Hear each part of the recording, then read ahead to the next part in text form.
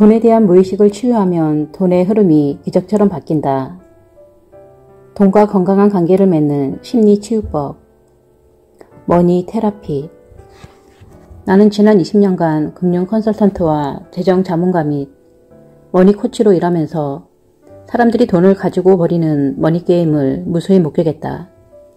사실 사람들이 머니게임을 하게 된 주된 이유는 돈에 대해 느끼는 심층적 불안, 공포, 수치심을 지속적으로 감추려는 데 있다. 그렇게 숨기는 것이 불편하지만 그냥 감수하고 무명으로 받아들이면서 조용히 살아가는 것이다. 우리는 이제 이런 숨바꼭질이 능숙한 삶을 살고 있지만 한 가지 사실을 잊고 있다. 우리 자신의 내면 세계와 제대로 교류하지 못하고 있다는 점이다. 그래서 우리는 우리와 돈의 관계, 돈이 삶에서 가지고 있는 의미를 제대로 생각하지 못하고 이해하지도 못하게 되었다. 그 결과 우리가 돈에 대해 어떤 감정을 가지고 있는지 깨닫지 못한 채 머니게임의 인질로 우리 자신을 맡기고 돈이 우리의 모든 것을 지배하게 되었다. 우리는 무의식 중에 돈이 최대 자원이며 돈만 있으면 뭐든 할 수 있다면서도 돈을 제대로 대접하거나 사용하지 못했다. 때로 돈을 낭비하거나 오용 또는 남용하고 돈을 피하기까지 한다. 남모르게 돈과 관련해 죄책감이나 수치심을 느끼면서도 다른 사람에게 털어놓을 수도 없다.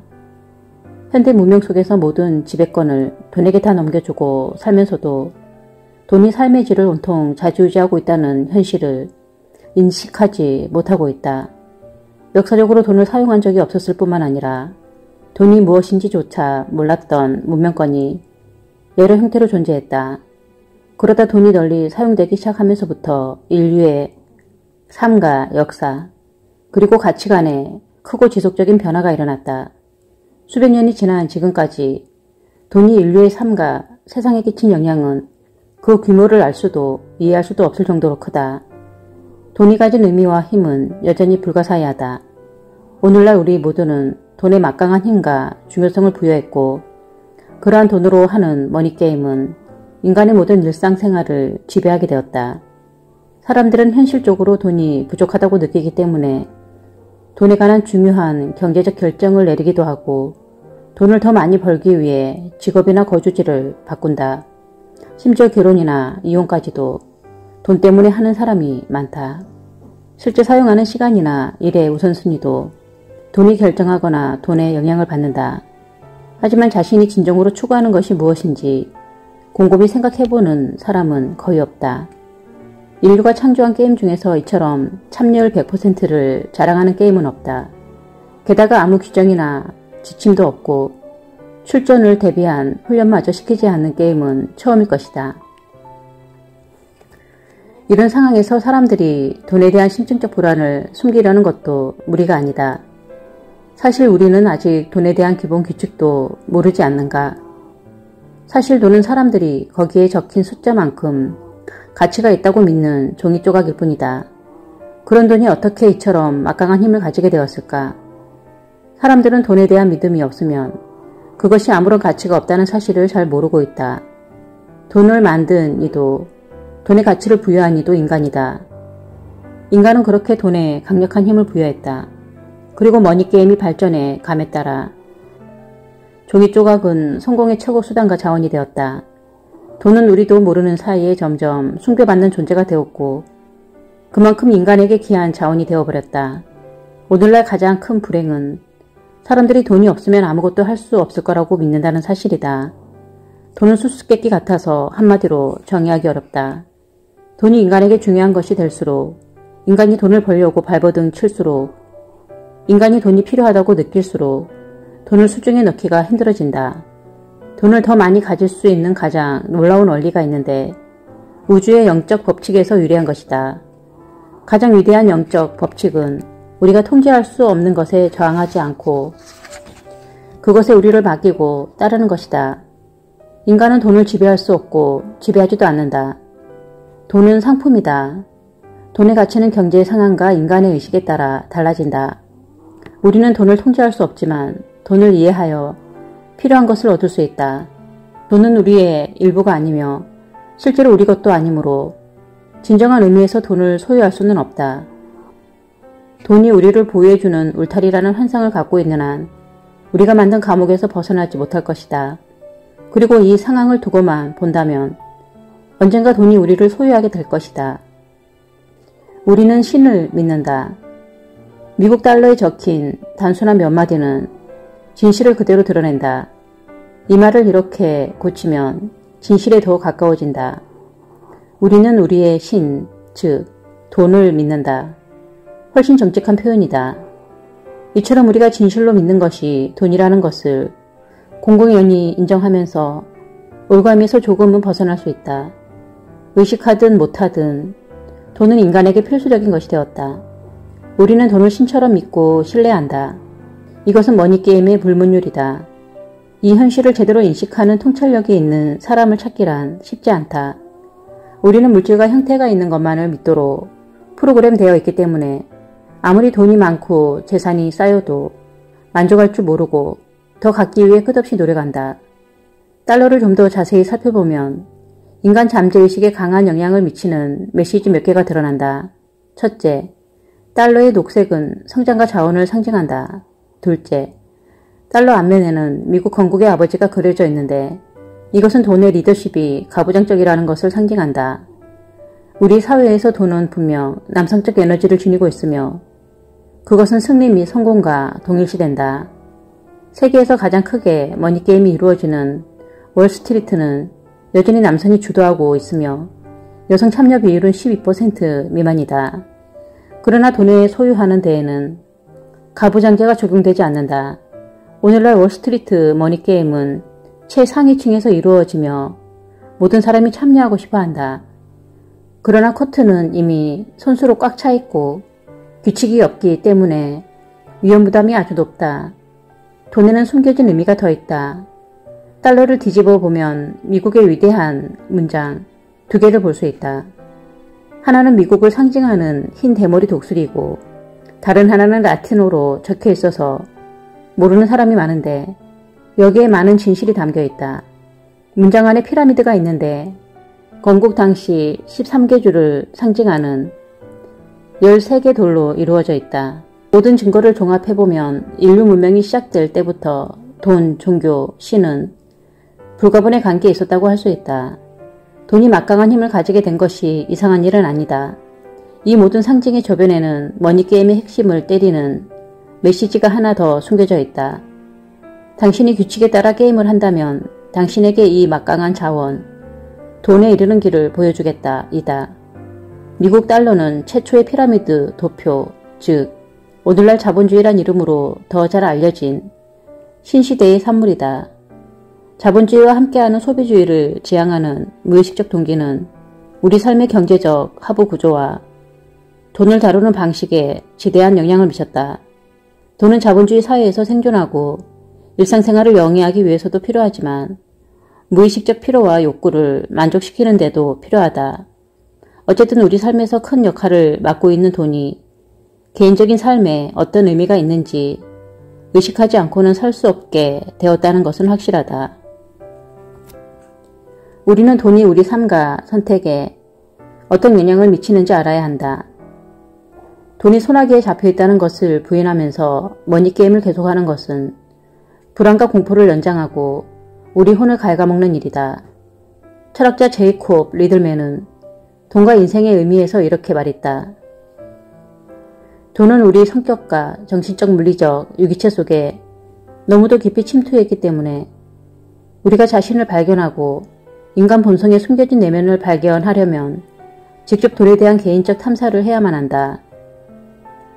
우리와 돈의 관계를 제대로 깨닫지 못하는 것이 바로 인간 고통의 근원인 것은 분명하다. 나는 사람들이 돈과 관련해 겪는 수치심을 목격할 때마다 슬픔을 많이 느꼈다. 고객들과 상담하면서 돈에 대한 수치심과 돈과 나쁜 관계에 있다는 느낌이 돈을 잘 다루지 못하게 한다는 것을 알았다. 우리가 충족을 위한 길을 가고 있는지 주의 깊게 숙고해 볼 필요가 있다. 충족이란 물질과 재산으로 가득 채우는 것이 아니다. 물론 돈 쓰는 짜릿한 쾌감이 놀이공원에서 놀이기구를 신나게 타는 즐거움과 같다는 것은 알고 있다. 그러나 구경을 다 하고 탈 곳도 다 타면 열정도 끝난다. 그것은 즐거움이지 충족이 아니며 시간이 흐르면 사라져버린다. 이런 임시 변통법으로는 치유할 수 없다. 마음속 깊은 곳에서 의미를 찾으려는 열망을 더욱 가릴 뿐이다. 이혼한 후 얼마 지나지 않은 29살 때였다. 당시 나는 전에 없던 낯선 불안감과 들뜬 기분을 동시에 느끼고 있었다. 비록 결혼에는 실패했지만 새로운 사람을 만나 사랑과 충족감을 느끼고 있었다. 사업 역시 잘 되어서 과거 어느 때보다 돈을 잘 벌고 있었다. 나는 내 운명의 주인이라고 할 수 있었다. 그런데도 너무 이상하게 내가 내 삶에서 유리된 듯한 느낌이 들곤 하였다. 스스로 그래, 넌 이 모든 것을 해냈어. 그래서 어쨌단 말이지? 같은 질문을 던지곤 하였다. 그러던 어느 날 여느 아침과 마찬가지로 사무실로 운전해 가다가 느닷없이 좌회전을 하여 포르쉐 자동차 매장에 차를 세웠다. 사실 그때까지는 포르쉐를 사야겠다는 생각이 전혀 없었다. 내 행동에 스스로 놀라 몇 년 되긴 했지만 별로 나무랄 데 없이 좋은 벤치에 올라타서 운전대를 잡은 채로 한동안 멍하니 앉아 있었다. 순간 여기서 뭘 하고 있는 건지, 왜 이곳에 왔는지 아무리 생각해도 마땅한 답이 떠오르지 않았다. 마침내 영업 직원이 다가와 반갑게 인사를 했다. 나는 그의 눈을 똑바로 바라보며 이렇게 말했다.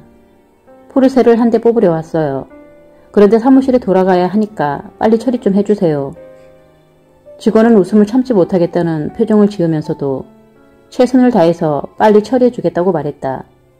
그로부터 2시간 후에 나는 갖가지 옵션을 모두 장착한 검정색 포르쉐 944를 운전하고 있었다. 사실 당시 내 형편으로 그 정도 자동차는 가분했다. 할부로 구매하려 했는데 다행히 매장 주인이기도 한 그 직원이 보증을 서주었다. 그는 보증을 서주면서 경고했다. 만약 단 한 번이라도 할부금을 제때 갚지 못하면 직접 찾아와서 차를 회수하여 끌고 가겠다는 것이었다. 한동안 나는 그 차 때문에 정말로 즐거웠다. 성공한 느낌이 어떤 것인지도 맛보았다. 주변 사람들도 내가 성공했다고 생각했다. 심지어 내가 부자라고 생각하는 사람들까지 생겼다. 하지만 나는 여전히 과거와 똑같은 나 자신을 알게 되었다. 달라진 것은 나의 차뿐이었다. 남자들이 주로 타는 높은 사회적 지위인 상징인 비싼 스포츠카 말이다. 그런데 바로 그 차가 삶을 바꿔놓았다. 사람들은 나를 예전과 다른 사람으로 인식했고 나를 대하는 태도도 많이 달라졌다. 사람들의 태도가 달라진 것이 좋은 것만 아니었다. 오히려 시기심 많은 사람들은 차에 여러 번 흠집을 내었다. 열쇠로 차 옆면을 긁어버린 경우도 있었다. 동시에 나보다 훨씬 높은 수준으로 물질 중심적인 사고를 가진 사람들이 주변에 모이기 시작했다. 사실 포르쉐는 내게 정말 중요한 것이 아니었다. 그저 재밌는 장난감이었을 뿐. 나는 그 차와 일체감을 느낄 수 있었다. 무엇보다 포르쉐를 구입했다고 해서 불안한 마음이 치유되진 않았다. 오히려 할부금을 내기 위해 더욱 열심히 일해야 하는 상황으로 몰렸을 뿐이다. 그렇게 포르쉐를 굴리는 생활을 하다 보니 어쩔 수 없이 자신에 대해서 그리고 내가 진정 가치를 부여하는 것이 무엇인지 생각해보지 않을 수 없었다. 그때까지 나는 원하는 것은 무엇이든 가질 수 있다고 생각했다. 그러나 어느 순간에 내가 가진 것이 정말 내가 원한 것이 아니라는 사실을 깨닫게 되었다. 잠재의식 속에서 성공했다는 사실을 구체적으로 증명해 줄 것을 찾았는데 포르쉐를 굴리는 것이 그 증거가 된다고 막연히 생각했던 것이다. 하지만 그것은 답이 되지 못했다. 나는 내 문제를 해결하기 위해 심리치료사에게 상담도 받았고 스스로 내면을 탐구하기도 했다. 그런 과정을 거쳐 최종적으로 나는 진정으로 내가 원하는 것이 무엇인지 알게 되었다. 내가 깨달아 다른 사람과 공유하고 싶은 것은 오직 한 가지 진실이었다. 바로 신성과의 연결, 신성에 대한 믿음이었다. 물론 신성 개념은 개인마다 다를 것이다. 어쨌든 신성과의 연결이나 신성에 대한 믿음이 없이는 우리가 충분히 사랑받고 있으며 충분히 소유하고 있으며 스스로 충분한 존재라는 것을 제대로 느낄 수 없다. 이러한 믿음 없이는 아무리 돈이 많아도 아무리 많은 것으로 삶을 채워도 진정한 충족감을 가질 수 없다. 돈은 에너지로 가득 차 있다. 지금 나는 돈이 나쁘다고 말하는 것이 아니다. 오해하지 않기를 바란다. 돈은 나쁘지 않다. 나도 돈을 좋아한다. 다만 돈에 집착하지 않을 뿐이다. 돈에는 대단한 에너지가 있으며 우리 삶에 영향을 미치고 있다. 비유하자면 돈이 가진 에너지는 전기와 비슷하다. 전기 에너지가 어떻게 만들어지는지 정확하게 몰라도 전기 에너지가 존재하는 것이 사실이며 그것은 우주를 형성할 뿐만 아니라 우주를 둘러싸고 있는 보이지 않는 전류를 통하여 흐르고 있다. 그러나 전기 에너지가 항상 존재하고 활용 가능한 상태로 있다고 할지라도 스위치를 켜야만 에너지가 작동한다. 마찬가지로 우리가 돈 에너지를 의식하는 단순한 행동이 마법 같은 에너지 역할을 하고 강력한 자원이 되는 돈에 접속할 수 있도록 해준다. 전기는 양극과 음극으로 된 자기장에 의해 만들어지는데 이 같은 에너지장은 돈에도 작용한다. 돈은 우리를 둘러싸고 있는 세계를 만들고 거기에 영향을 미치기도 한다. 돈에도 구체적인 충진에 상응하는 자기장이 있다. 우리가 그것을 자각하고 행동하는 것만으로도 돈 에너지 전류에 접속할 수 있고 그 에너지를 공급받을 수 있다. 이 책은 이처럼 스위치를 켜는 법을 가르쳐준다. 당신의 의식을 가지고 돈 에너지를 사용하게 되면 삶에서 기적을 연출할 수 있게 된다. 반대로 당신이 의식 없이 돈 에너지를 사용하면 그것은 당신이 바라지도 원하지도 않는 일을 끌어들이게 된다. 이 정도까지 이해하는데 오랜 시간이 걸렸다. 이 책을 쓰고 머니코치 및 금융 자문가라는 직업을 가진 것도 결코 우연이 아니다. 인생 대부분을 돈을 배우는 데 썼다. 돈을 쫓아다니기도 했고 돈을 벌어보기도 했으며 돈과 결혼까지 했다. 돈을 사랑했고 또 미워했다. 모든 것을 다 가진 짜릿함도 맛보았고 다 잃어버리는 쓰라림도 맛보았다. 간단히 말해 머니게임을 하는 것은 큰 대가를 치르는 일이다. 머니게임은 풍성한 결실을 거둘 것이다. 쓰디쓴 대가를 치를 것이다를 판가름하는 궁극적 게임이다. 우리는 이러한 게임에서 배운다. 진실을 보지 못하면 자기 기만이라는 어둠 속에 숨어 살게 될 것이며 그때 치러야 하는 대가가 무엇일지는 아무도 모른다. 우리는 어째서 머니게임에서 지는가? 돈에 대한 한 사람들은 대개 실제 삶보다는 상상 속의 삶을 산다. 언젠가 부자가 되었을 때 어떻게 살지를 상상한다. 그때 이룰 수 있는 업적이나 영향력을 상상한다. 그때 무엇을 가질 수 있을지, 살 수 있을지, 될 수 있을지를 상상한다. 자기 가치를 주어진 부에 따라 저울질한다. 실제 삶이 아니라 환상 속에서 자신이 원하는 것이 된다. 그렇게 환상 속에서 살아가는 동안 자신의 실제를 구체적으로 드러낼 수 있는 내적인 잠재력과 단절되어 버린다. 우리는 모든 힘을 돈에 내줘버리고 이렇게 말한다. 나 혼자서는 할 수 없어. 너무 힘들고 너무 피곤해. 자, 돈이여. 당신이 나 대신 해줘. 돈이 생겨야 원하는 것을 가지고 원하는 사람이 된다고 여긴다. 돈이 생기지 않는다면 상상으로 끝나고 만다.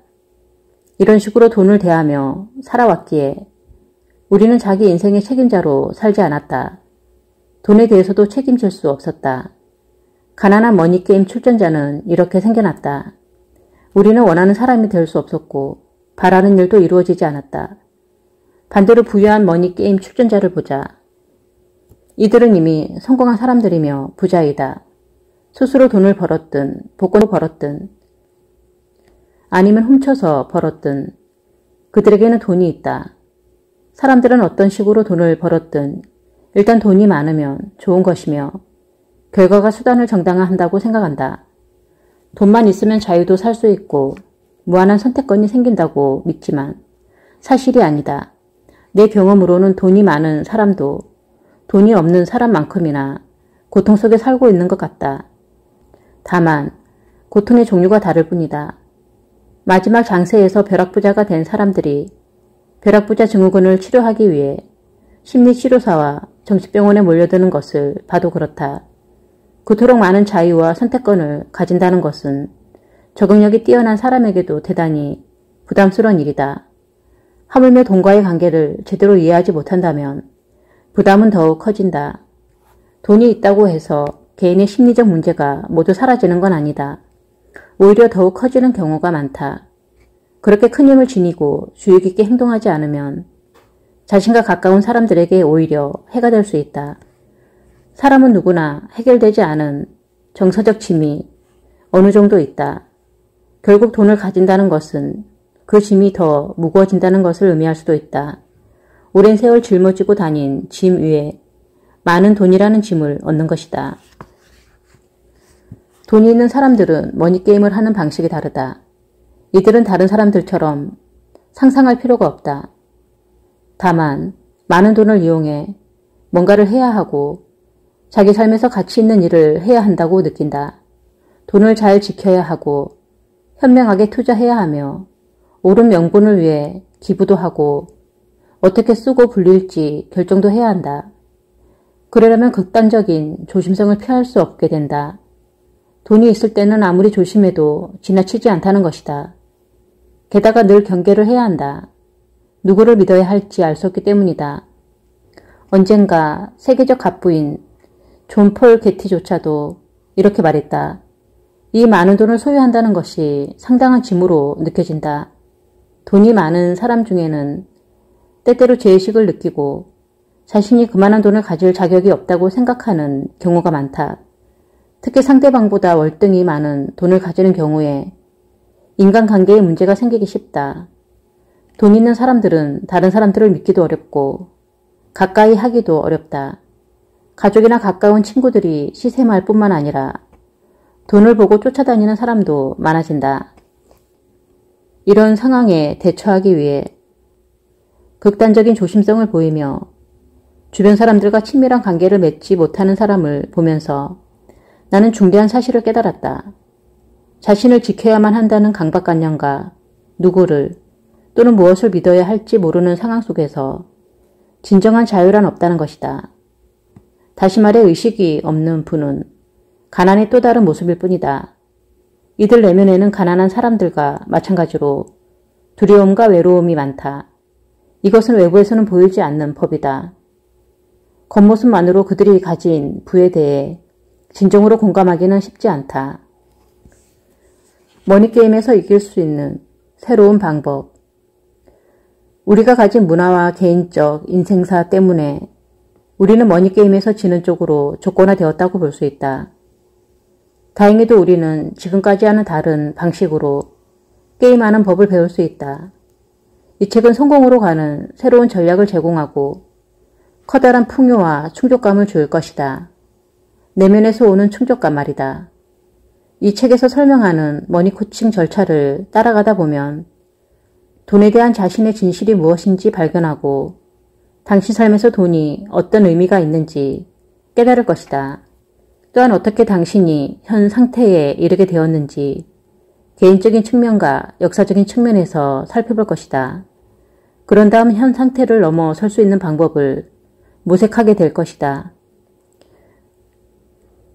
파트 3에서 설명할 8가지 머니 타입은 돈에 대한 과거 체험이 삶에 미친 영향을 찾아내고 돈에 대한 접근법을 바꾸는 방법을 안내해 줄 것이다. 이를 통하여 자신에게 주어진 것을 누리는데 장애가 되는 행동 유형이나 무의식적 신념을 찾아내는 방법도 배울 것이다. 자신의 머니 타입을 알면 자신을 왜 숨기는지, 자신이 진정 찾고 있는 것이 무엇인지 이해할 수 있다. 머니 타입 테스트를 한 후 자신의 신층을 가리고 있는 덮개를 하나씩 벗겨낼 수 있다. 자신이 어떤 방식으로 머니게임을 하고 있는지 보다 잘 알아감에 따라 삶의 길에 놓여있는 장애물을 찾아내고 의미 있는 변화를 가져오는 방법도 알아낼 수 있다. 깨어있는 마음, 있는 그대로 인지하는 마음을 키울 때에만 돈과의 관계를 바꿀 수 있고 머니게임을 다른 방식으로 변화시킬 수도 있다. 이제 당신의 진실에 근거한 당신만의 게임 규칙을 만들어야 할 때다. 그렇게 할 때 비로소 돈에 대한 자신만의 힘을 되찾고 진실로 원하는 세상을 향해 명백히 갈 수 있을 것이다. 이제 자신만의 힘을 다른 것에 양보하기를 멈추고 돈을 비롯한 모든 것의 원천이 바로 자신 안에 있다는 사실을 깨달아야 한다. 샘과 같은 이 풍요의 원천에서 물을 깃는 가장 효율적이고 강력한 방법은 매일 신선과 접속하는 것이다. 앞으로 나는 당신의 내면을 들여다보고 자신만의 풍요의 원천을 찾아보라는 요구를 여러 차례 할 것이다. 그 과정에서 당신은 자신 안에 있는 힘을 잘 관리하여 사용하는 방법을 배울 것이다. 그렇게 할 때 돈을 포함하여 당신의 실제를 구현하는 열쇠를 가질 것이다.